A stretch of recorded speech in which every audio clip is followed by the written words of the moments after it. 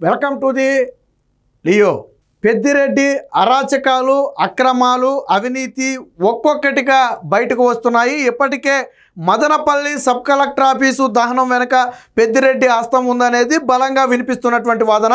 గతంలో ఏదైతే అసైన్డ్ భూములను బలవంతంగా స్వాధీనం చేసుకున్నారో దానికి సంబంధించిన రికార్డులను మాయం చేయడం కోసమే మదనపల్లి సబ్ కలెక్టర్ ఆఫీస్కు ఫైర్ యాక్సిడెంట్ చేయించారనేది వాదన. దాన్ని పక్కన పెడితే తాజాగా పెద్దిరెడ్డి అటవీ భూమిని ఆక్రమించినట్టుగా ఆరోపణలు వచ్చాయి. రికార్డుల్లో పెద్దిరెడ్డికి దాదాపుగా 24 ఎకరాల భూమి ఉన్నమాట వాస్తవం. అది గతం నుంచి వాళ్ళ తాత ముత్తాతల నుంచి అటవీ ప్రాంతంలో వస్తుంది. అయితే ఆ 24 ఎకరాలు ఇప్పుడు దాదాపుగా 104 ఎకరాలుగా మారింది. అంటే 80 ఎకరాలకు పైగా పెద్దిరెడ్డి అటవీ భూమిని కబ్జా చేయటమే కాకుండా దానికి ఇనుప కంచె అంటే ముళ్ళ కంచె కూడా వేసుకుని ఒక సామ్రాజ్యాన్ని ఏర్పాటు చేసుకున్నాడు. ఆ సామ్రాజ్యంలోకి ఎవరు కూడా అడుగు పెట్టే శాసనం కూడా చేయట్లా. ఈవెన్ ఫారెస్ట్ అధికారులకు ఆక్రమించుకున్నాడని తెలిసిన పెద్దిరెడ్డిని ఏమీ చేయలేని నిస్సహాయ స్థితిలో ఇప్పటి వరకు చూసి చూడనట్టు వదిలేయాల్సిన పరిస్థితి. కానీ ఇప్పుడు కూటమి ప్రభుత్వం వచ్చిన తర్వాత దీని మీద సమగ్ర విచారణ చేయించింది.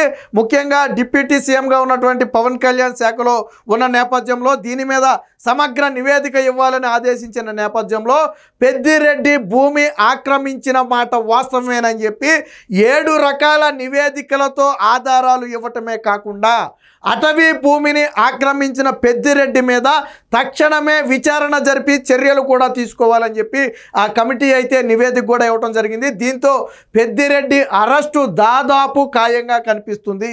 ఎందుకంటే అటవీ భూమిని ఆక్రమించడం అనేది చాలా తీవ్రమైనటువంటి నేరం.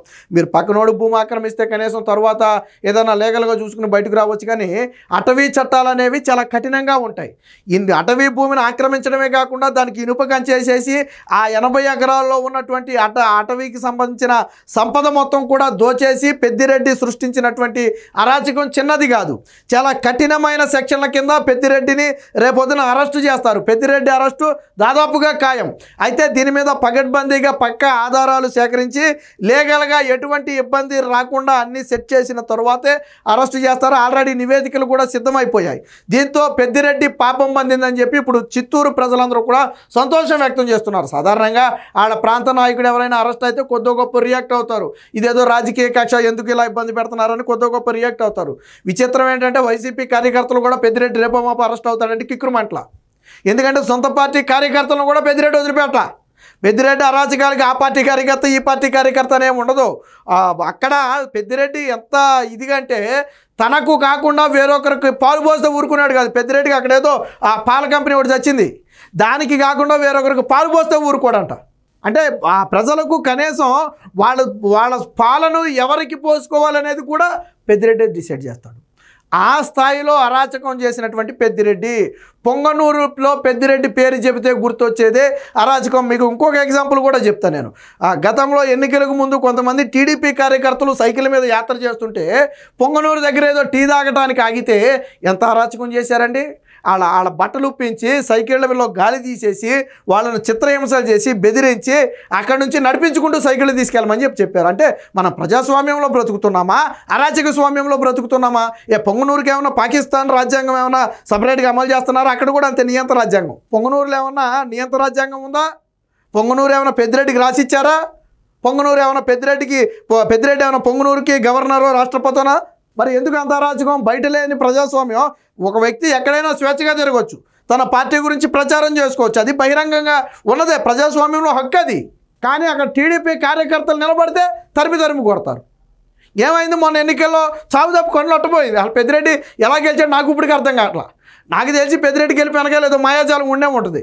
జగన్మోహన్ రెడ్డి దారుణంగా ఓడిపోయినా పెద్దిరెడ్డి గెలవడం కోసమేర్పు 4000-5000 ఓట్ల మెజార్టీతో గెలిచడం కూడా అది వేరే విషయం. సో ఈ పెద్దిరెడ్డికి సంబంధించిన అరాచకాలకు సంబంధించి ఒక నివేదిక అయితే బయటపడింది. దాన్ని ఒకసారి చూద్దాం. పెద్దిరెడ్డి ఆటవిక సామ్రాజ్యం 104 ఎకరాల్లో వ్యవసాయ క్షేత్రం. రికార్డుల ప్రకారం పెద్దిరెడ్డి పట్టా భూమి 23.69 ఎకరాలు, అంటే దాదాపుగా 24 ఎకరాలు పెద్దిరెడ్డిది ఉంటే 104 ఎకరాల్లో వ్యవసాయ క్షేత్రం ఉంది. అంటే మొత్తంగా 80 ఎకరాలు పెద్దిరెడ్డి అటవీ భూమిని ఆక్రమించాడు. అటవీ భూమిని ఆక్రమించి చుట్టూ ఇనుప కంచె, ఈ 80 ఎకరాలకు కూడా ఒక ఇనుప కంచెని ఏర్పాటు చేసుకున్నాడు. అంటే తనకు ఒక బోర్డర్. అసలు అటవీలో ఎక్కడా కూడా ఎటువంటి అడ్డులు పెట్టడానికి కుదరదు. అడవిలో ఎక్కడా కూడా ఈ భూమి నాది అని ఒక వ్యక్తి ఫెన్సింగ్ వేసుకోవడానికి సాధ్యపడదు. కానీ పెద్దిరెడ్డి తన 80 ఎకరాలకు కూడా ఇనుప కంచె వేయించాడు. అంటే చూడండి, ఒక చిన్న సైజు సామ్రాజ్యాన్ని ఏర్పాటు చేసుకున్నాడు. అక్కడ 7 రకాల ఆధారాలతో సమగ్ర నివేదిక, చర్యలు తీసుకోవాలని ప్రభుత్వానికి సిఫారసు. సో దీంతో పాటు 7 రకాల నివేదికలు, 1 కాదు 2 కాదు, మొత్తంగా 7 రకాల నివేదికలతో పక్కాగా పెద్దిరెడ్డి అవినీతిని అయితే బట్టబయలు చేయడం జరిగింది. ఇదిగో ఇప్పుడు మనం చూస్తుంది ఇదే. ఈ మంగళంపేట రక్షిత అటవీ ప్రాంతంలో పెద్దిరెడ్డి రామచంద్రారెడ్డి వ్యవసాయ క్షేత్రం ఇదే. మనకి ఇక్కడ ఆ శాటిలైట్ నుంచి చూస్తే మనకు అర్థమైపోద్ది. సో ఇదిగో ఇక్కడ చూడండి, ఇదంతా కూడా పెద్దిరెడ్డి ఆక్రమించుకుంది. దాదాపుగా 80 ఎకరాలు. ఇదిగో ఇక్కడ కనపడుతున్నాయి చూడండి. పెద్దిరెడ్డి భారీ విలాసవంతమైన నివాసం ఒకటి ఇక్కడ కట్టుకున్నాడు పెద్దిరెడ్డి. దాదాపు ఒక 60-70 లక్షల కోటి రూపాయలు పైన పెట్టి కట్టుంటాడు. మళ్ళీ ఏమంటాడు పెద్దిరెడ్డి, అడవిలో నువ్వెందుకయ్యా ఇల్లు కట్టావని అడిగితే అక్కడ పనిచేసే పనివాళ్ళం కోసం కట్టిండంట. పనివాళ్ళ కోసం నువ్వు ఏదైనా రేకుల షెడ్ వేసానంటే ఎవడైనా నమ్ముతాడు. కానీ ఒక 1 కోటి రూపాయలు 2 కోట్లు పెట్టి ఒక అద్భుతమైన బిల్డింగ్ కట్టానంటే ఎవడైనా నమ్ముతాడా?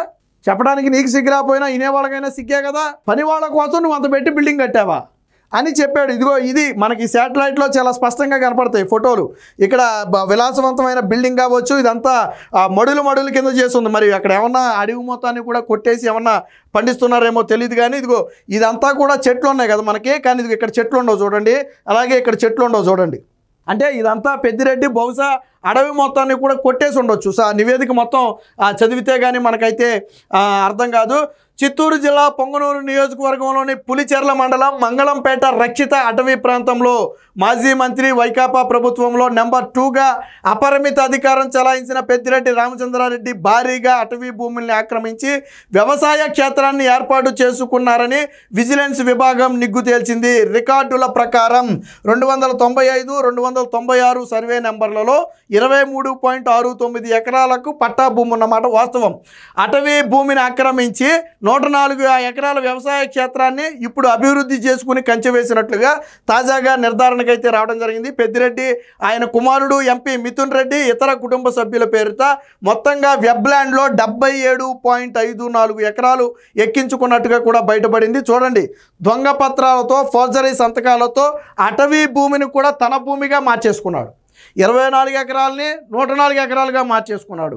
పెద్దిరెడ్డి లాంటి వాళ్ళు ఉంటే చాలు రాష్ట్రం మొత్తాన్ని కూడా దోచేసుకోవడానికి. మరి ఎందుకు ఆగిపోయాడు 80 ఎకరాలతో? నాకు తెలిసి అటవీ మొత్తాన్ని కూడా రాయించేసుకోవాలా. అటవీ మొత్తాన్ని కూడా రాయించేసుకుంటే బాగోదని ఆగిపోయాడేమో. ఆ స్థాయిలో పెద్దిరెడ్డి అయితే అరాచకం చేశాడు. సో క్రిమినల్ కేసుల నమోదుకు కూడా అదే కమిటీ అయితే విజిలెన్స్ విభాగం అయితే సిఫారసు చేసింది. అటవీ రెవెన్యూ భూములు ఆక్రమించుకున్న పెద్దిరెడ్డి రామచంద్రారెడ్డి సహా ఆయన కుటుంబకులపై క్రిమినల్ కేసులు నమోదు చేయాలని విజిలెన్స్ విభాగం అయితే ప్రభుత్వానికి సిఫారసు చేసింది. అందులో ప్రస్తావించిన సెక్షన్లు, వాటి సెక్షన్లు ఎలా ఉన్నాయనేది ఒకటి మనం పరిశీలిస్తే, నేరపూరిత విశ్వాసఘాతకం కింద జీవిత ఖైదు లేదా 10 ఏళ్ల శిక్ష లేదా జరిమానా, ఈ 3 కూడా అవకాశం ఉంది. నేరానికి ప్రయత్నించడం, అలాగే నేరపూరిత దురాక్రమణ, దీనికేమో 3 నెలలు జైలు శిక్ష, 5,000 జరిమానా. ఫోర్జరీ 7 ఏళ్లు జైలు శిక్ష మరియు జరిమానా విధించవచ్చు. ఫోర్జరీ చేసిన డాక్యుమెంటు, ఎలక్ట్రానిక్ రికార్డులను అసలైనవిగా చెప్పి వినియోగించడం, అంటే ఒక రకంగా మోసం చేయటం అనమాట.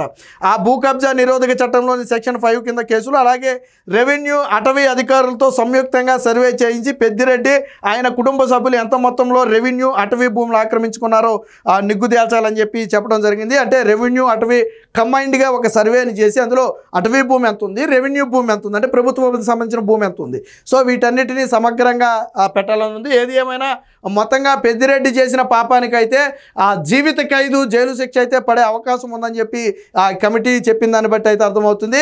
ఇప్పటి వరకు నెంబర్ 2 వైసీపీలో నెంబర్ 2గా ఉండి జగన్మోహన్ రెడ్డి తర్వాత అంతటి వ్యక్తిగా చలామణి అవడంతో పాటు ఉమ్మడి చిత్తూరు జిల్లాలో తిరుగులేని నేతగా ఉండి తనకు ఎదురే లేకుండా తను కన్నుబడిన ప్రతిదీ తన స్వాధీనం కావాల్సిందే.